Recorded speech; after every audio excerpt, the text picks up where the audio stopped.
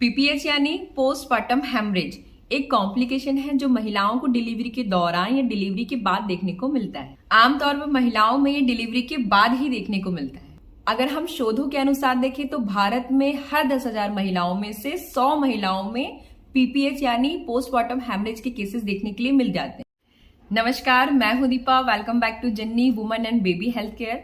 आज हम बात करेंगे पीपीएच के बारे में, मतलब पोस्टपार्टम हेमरेज के बारे में, जो महिलाओं को डिलीवरी के समय या डिलीवरी के बाद सीजर हो या नॉर्मल दोनों केसेस में देखने के लिए मिलता है। आज हम कोशिश करेंगे आपको पीपीएच के बारे में पूरी जानकारी दें। हम अपने वीडियो में कोशिश करते हैं कि आपको 5-6 बुकों का रेफरेंस जो अथेंटिक हैं उनका रेफरेंस दे, ताकि आप जब हमारा वीडियो देखें तो आपको दूसरे वीडियोस ना देखना पड़े, मतलब आपको सारी जानकारी हमारे वीडियो में अवेलेबल मिले। तो चलिए हम स्टार्ट करते हैं कि पीपीएच क्या होता है, पीपीएच के कॉम्प्लिकेशन क्या है, पीपीएच के कारण क्या है, पीपीएच के लक्षण क्या है, या फिर पीपीएच होने के बाद हम उसको कंट्रोल कैसे कर सकते हैं। तो क्या है पीपीएच? पीपीएच यानी पोस्टपार्टम हेमरेज, यानी डिलीवरी के बाद या डिलीवरी के दौरान बहुत अधिक ब्लीडिंग होना। डिलीवरी के बाद यूट्रस प्लासेंटा को बाहर निकालने के लिए सिकुड़ता है, लेकिन कुछ केसेस में यूट्रस का सिकुड़ना या फिर कॉन्ट्रैक्शन नहीं हो पाता या बंद कर देता है, जिस कारण ब्लीडिंग होने लगती है। इसे प्राइमरी पीपीएच भी कह सकते हैं। जब प्लासेंटा के छोटे छोटे टुकड़े यूट्रस से जुड़े रह जाते हैं तो बहुत अधिक ब्लीडिंग हो सकती है। बहुत अधिक खून बह जाने के कारण महिला की मृत्यु होना भी पॉसिबल है। अगर 24 घंटे के अंदर 1000 मिलीलीटर से अधिक ब्लड का रिसाव होता है या ब्लड लॉस होता है तो इस सिचुएशन को गंभीर पीपीएच कहा जाता है। देखिए, पीपीएच 2 तरह का होता है। पहला, जिसे प्राइमरी पीपीएच कहते हैं, इस कंडीशन में ब्लड लॉस 24 घंटे के अंदर होता है, मतलब जो खून का बहाव होता है या रक्त स्त्राव होता है वो 24 घंटे के अंदर होता है। दूसरी कंडीशन में प्रसव या डिलीवरी के 24 घंटे बाद या फिर 6 हफ्ते बीतने तक में बहुत अधिक ब्लड लॉस हो जाता है। तो अब हम किस सिचुएशन में ये मानेंगे कि महिलाओं को पीपीएच हुआ है या फिर पोस्टपार्टम हेमरेज हुआ है? तो नॉर्मल डिलीवरी में 500 ml मिलीलीटर, या फिर सिजेरियन सेक्शन या फिर सी सेक्शन डिलीवरी में 1000 मिलीलीटर से ज्यादा अगर ब्लड का लॉस हुआ है या खून बहा है तो उस सिचुएशन को हम पीपीएच कहेंगे।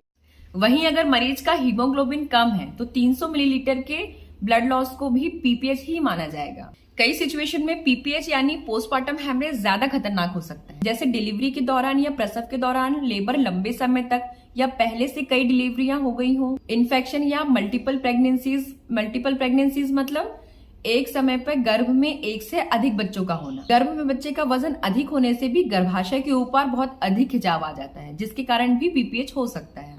प्रेगनेंसी के दौरान हीमोग्लोबिन की कमी भी महिला के लिए खतरनाक हो सकती है। अब हम बात करेंगे लक्षणों की। तो पीपीएच के लक्षण हर महिला में अलग अलग हो सकते हैं। तो आज हम सामान्य लक्षण की बात करेंगे, जैसे अधिक ब्लीडिंग जो कंट्रोल ना हो, ब्लड प्रेशर का गिरना, हार्ट रेट का बढ़ना, वजाइना यानी योनि और पेरिनियल एरिया के जो टिश्यूज हैं उनमें दर्द रहना, रेड ब्लड सेल्स का काउंट कम होना, मोटापा यानी वेट अधिक होना, सिजेरियन डिलीवरी या फिर महिला की उम्र 40 से अधिक होना, प्रीवियस सिजेरियन डिलीवरी होना यानी महिला की जो पहले की डिलीवरियां हो वो सीजर से हुई हो, महिला को पहले से प्रीएक्लेम्शिया या फिर गेस्टेशनल डायबिटीज, पीआईएच मतलब प्रेगनेंसी इंड्यूस्ड हाइपरटेंशन हो, या फिर माँ की उम्र 40 से अधिक हो, तब भी हमें ये सिचुएशन पीपीएच के मरीज में देखने के लिए मिल सकती है। अब हम बात करेंगे कि डिलीवरी के बाद पीपीएच होने का मेन कारण क्या है। देखिए, डिलीवरी के बाद या डिलीवरी के दौरान सामान्य ब्लीडिंग होना नॉर्मल है, क्योंकि यूट्रस प्लासेंटा को बाहर निकालने के लिए सिकुड़ता है, मतलब कॉन्ट्रैक्ट होता है। कई बार इस दौरान सर्वाइकल या वजाइनल टिश्यूज का फट जाना, ब्लड वेसल्स का फट जाना, प्रेगनेंसी के दौरान ब्लड क्लॉटिंग जैसे डिसऑर्डर के कारण भी हो सकता है। अब हम पीपीएच यानी पोस्टपार्टम हेमरेज के कॉम्प्लिकेशन यानी जटिलताओं के बारे में बात करेंगे। पीपीएच के कारण या फिर ब्लड लॉस के कारण हमारे शरीर में दूसरी प्रॉब्लम क्रिएट होना शुरू हो जाती है, जैसे अधिक ब्लड लॉस होने के कारण एनीमिया हो सकता है, मतलब खून की अधिक कमी हो जाना, या फिर खड़े होने में चक्कर आना, थकान, या फिर मायोकार्डियल इस्कीमिया। मायोकार्डियल इस्कीमिया मतलब हृदय की मांसपेशी में पर्याप्त ब्लड का ना मिल पाना, या फिर हृदय में ऑक्सीजन की कमी होना। इस सिचुएशन में मृत्यु भी हो सकती है। अब अगर किसी महिला में पीपीएच के लक्षण दिख रहे हैं तो हमारे डॉक्टर सबसे पहले महिला का वजाइनल, पेरिनियल, सर्वाइकल और यूट्रस की एक शारीरिक जांच करेंगे, जिससे ब्लड सिक्रेशन का या अधिक ब्लड लॉस होने का कारण पता हो सके। इसके बाद डॉक्टर्स पीपीएच के निदान के लिए कुछ जरूरी परीक्षण या फिर कुछ जरूरी टेस्ट की सलाह देंगे, जैसे रेड ब्लड सेल की संख्या का पता लगाना यानी हीमोग्लोबिन टेस्ट के लिए ब्लड टेस्ट करवाएंगे, clot observation test, blood clotting test, साथ ही बीपी और पल्स मॉनिटर करेंगे। महिला के ब्लड को अवशोषित करने या एब्जॉर्ब करने वाले सैचुरेटेड फैट की संख्या देखकर ब्लड लॉस का अनुमान लगाएंगे। साथ ही डॉक्टर्स अल्ट्रासोनोग्राफी यानी यूएसजी और एंजियोग्राफी करने की सलाह भी दे सकते हैं। फिर पीपीएच होने पर ब्लड स्राव की गंभीरता के आधार पर ट्रीटमेंट शुरू कर देंगे। अब अगर यूटेराइन एटनी आपकी ब्लीडिंग का कारण है तो डॉक्टर सबसे पहले गर्भाशय या यूट्रस की मसाज कर सकते हैं, जिससे जो कॉन्ट्रैक्शन होता है वो वापस आ सकता है, जिसके कारण ब्लीडिंग बंद हो सकती है।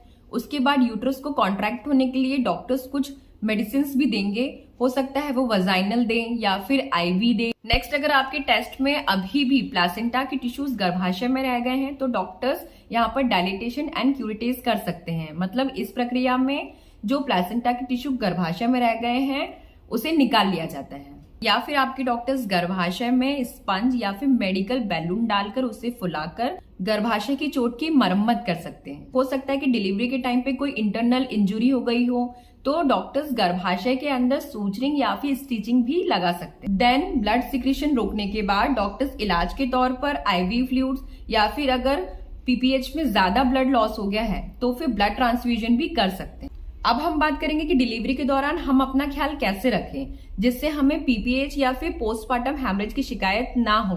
पीपीएच जैसी गंभीर स्थिति से बचने के लिए हमें प्रेगनेंसी के दौरान अच्छी डाइट लेनी चाहिए, डॉक्टर्स की सलाह के अनुसार मेडिसिन या दवाइयां लेनी चाहिए। साथ ही हमें एनीमिया, डायबिटीज या फिर हाइपरटेंशन का ध्यान रखना है, जिससे हमें पीपीएच का जो खतरा है वो कम हो जाता है। प्रेगनेंसी के दौरान हमें अपने हीमोग्लोबिन लेवल का खास ध्यान रखना है। इसके लिए हमें अपने डाइट में आयरन सप्लीमेंट इस्तेमाल करने हैं, जैसे हमें हरी साग सब्जियां और आयरन युक्त भोजन करना है।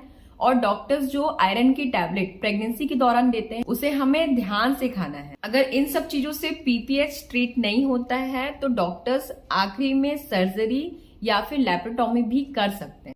हमने पूरी कोशिश की है कि पीपीएच से रिलेटेड यानी पोस्टमार्टम हैमरेज से रिलेटेड जितनी भी जानकारी हो आप तक इस वीडियो के माध्यम से पहुंच सके। तो आज के लिए बस इतना ही। अगर अभी तक आपने मेरे चैनल को सब्सक्राइब ना किया हो तो प्लीज नीचे दिए गए बेल बटन पे जाके क्लिक करिए, मेरे चैनल को सब्सक्राइब करिए, लाइक और शेयर करिए। नमस्कार।